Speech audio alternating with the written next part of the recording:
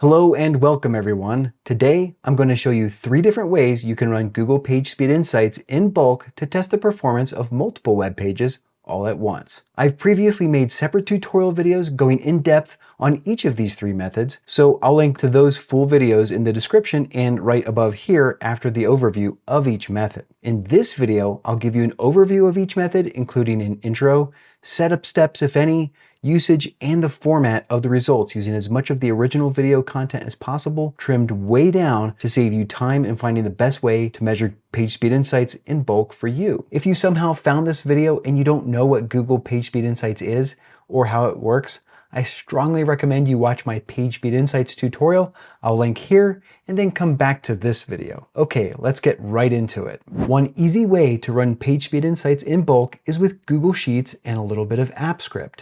In this video, I'm going to show you how you can paste a list of URLs you want to test into one sheet, click a button, and get PageSpeed Insights data for both mobile and desktop returned to you in separate sheets in the same workbook. The easiest way to run PageSpeed Insights in bulk with a Google Sheet is to get a copy of the sheet with the script attached to it from someone else. There are a few copies of this script floating around that you can copy for free on the web. I got mine from a site called Hive and spent hours modifying it to provide more information, which I'll show you in a moment. I'll provide links to Hive's page, which has some basic instructions, as well as a link to my modified script that I'm going to show you how to get and run now. The way you obtain these scripts is to click a link to open someone else's publicly available Google Sheet, which has the script attached to it, and then make a copy of it to your own G drive. This means you will need a Google account for this to work. First, you will need a PageSpeed API key, which is really easy to obtain for free unlimited access to the PageSpeed API. I'll provide a link in the description where you can obtain a PageSpeed Insights API key. Once you have the API key, you can access the app script by clicking here and then pasting the API key to where it belongs here.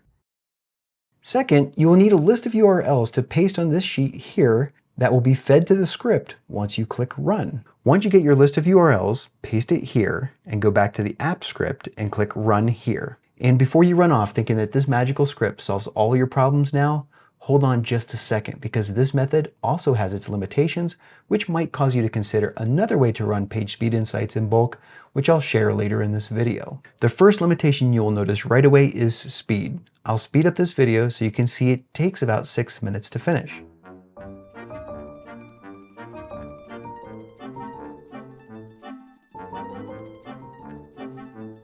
And it doesn't actually finish. It stops when it reaches the maximum app script execution time, which is about 6 minutes. If we go back into the sheet though, we see there are some results for us in here in 2 different tabs, one for mobile and one for desktop. If you look back here at the input sheet, we input a list of 49 URLs. However, it was only able to get through this many in 6 minutes. That's pretty slow and not a lot of pages tested either. I looked into solving this problem a little, and I did get the impression people have figured out some slick ways around it. Another big problem with running PageSpeed Insights in bulk with a Google Sheet like this is the copy you get from somewhere else will probably need modification before it will do what you need it to do. I spent a lot of time making modification to Hive script to add all of this information over here. Again, if you want access to my modified version of the script, check the description for a link to that. To dive deeper into using Google Sheets for bulk PageSpeed Insights testing, watch the full tutorial, I'll link here.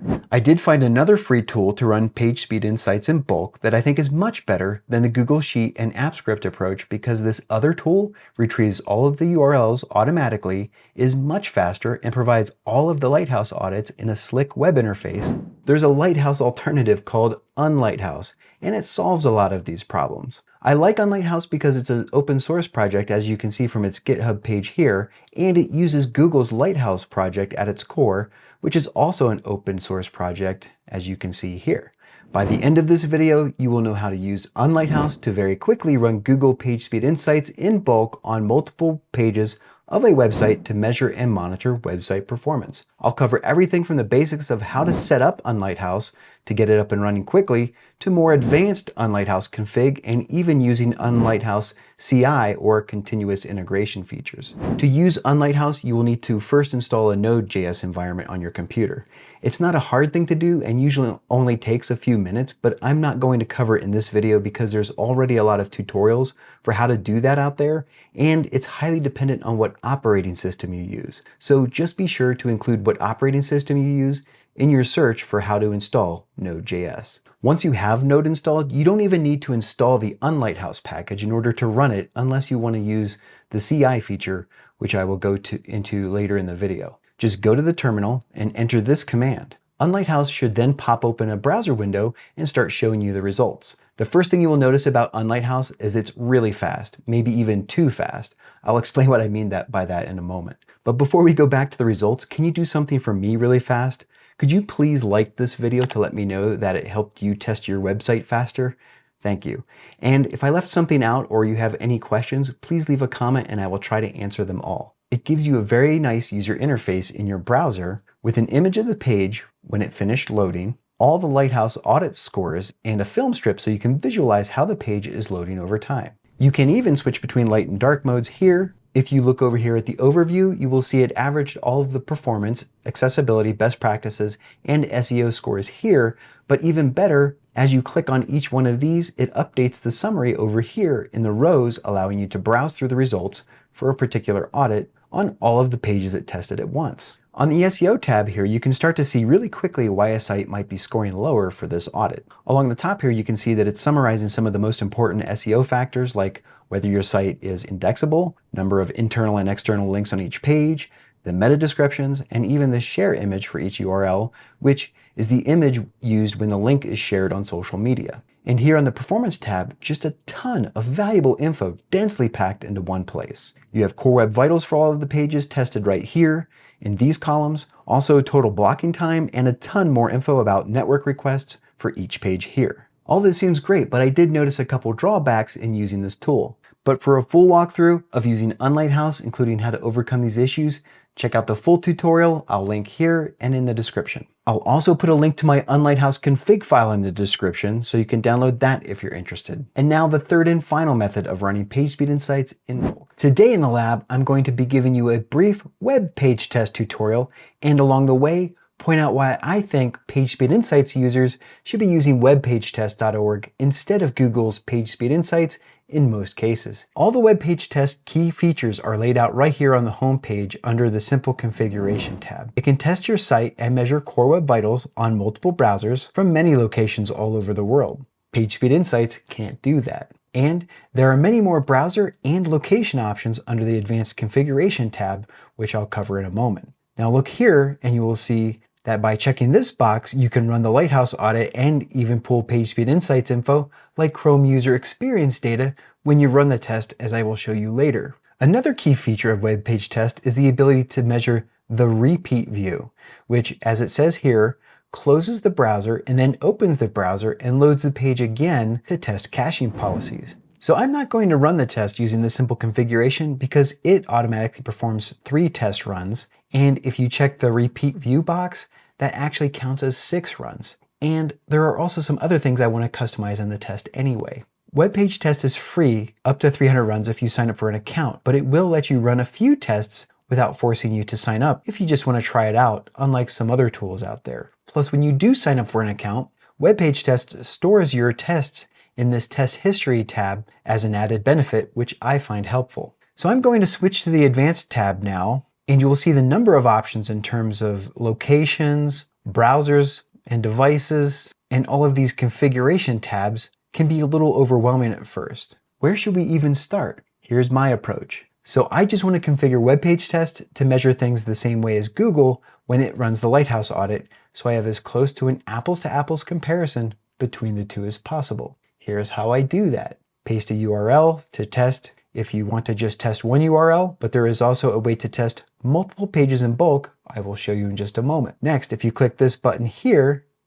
it will show you a map of all the locations you can test from, or that same info in a list format right here under the dropdown. Scroll to the bottom of this list and you will see you can even test on a physical M1 Mac Mini, which lets you test desktop versions of Safari, Firefox, and Chrome on a Mac, as well as an emulated Chrome for iOS devices. You have to select one of these M1 Mac locations if you want Safari to appear as a browser option in here. But for now, I will just use London as a location and a Motorola G Power as the browser device. And if you look in the Chromium tab, you will see that you can also check a box here to perform a Lighthouse audit with the selected device and location in addition to its own tests. Back in the test settings tab, I almost always select 3G fast for the connection and Moto G Power for the device because that's what Google uses in its Lighthouse audit. Let's also just select one test run here and make sure that first view and repeat view is selected. Now, if you have a lot of pages to test, it could get quite tedious to configure the test like this for every single URL you want to test. Fortunately, webpagetest.org also provides a way to test multiple URLs in bulk. To run this test on multiple pages as we have it configured here, you just click on this tab that says bulk testing and paste a list of URLs here. Now, you will need a pro account to use this option, which I do have, but it's not that expensive. The cheapest option gets you 1,000 test runs for about $19, which works out to about 2 cents for a run. Let's click Start Test and check out the results. After you click Start on a bulk test, you will get a status page like this, which actually needs to be refreshed to check status and does not update automatically. I've clicked refresh here a couple of times while pausing the video, and you can see one test has finished, but rather than wait for this to finish, I'm going to check out a test I ran previously in the interest of time. Once all the tests are finished, on this page you can click the results here.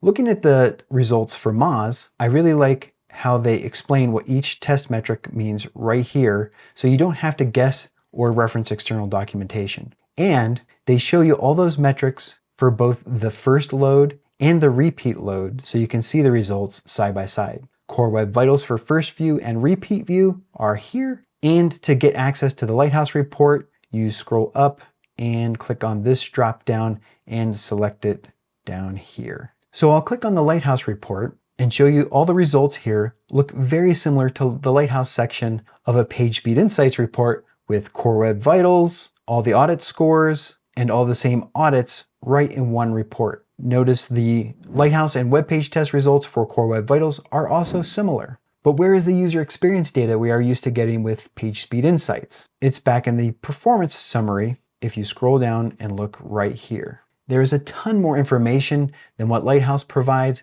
that can be used to debug issues impacting Core Web Vitals. In this film strip view, for instance, when you scroll down and drag this scroll bar, you can see how everything here affects visual progress, where this red line down here corresponds to this red line here. You can click here to watch a video of the page loading. There are just so many things, too much to talk about in this video, but first there's one really cool feature I want to show you, and that's what Web Page Test calls no-code experiments. To try an experiment, go back to the performance summary, and up near the top you can click on Pro Experiments here, scroll down and check a box next to one or more of the suggestions to improve performance. When you do that, this box pops up here that says Rerun Test with Experiments. Web Page Test will then give you a side-by-side comparison with and without optimization. I tried this out on a prototype of the new Meteoric Money Labs website and ran the suggested experiment for inlining external CSS. That worked okay, and I noticed a very slight improvement with no adverse effects. Then I ran another suggested experiment of loading CSS asynchronously,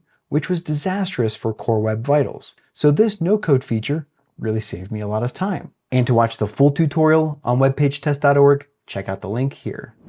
To sum up, Google Sheets and AppScript is a decent option if you want a free way to get PageSpeed Insights data for multiple URLs, but it can be slow and may require some coding skills to modify the script. Unlighthouse is faster and provides a nicer interface out of the box, making it a good choice for developers who are comfortable with Node.js. The Web Page Test global infrastructure and software offers the most comprehensive testing options and performance data with both lab and field data, as well as some useful features like bulk testing and experiments, but you'll need a paid plan to access all of those. I hope this comparison of bulk PageSpeed Insights testing tools has been helpful.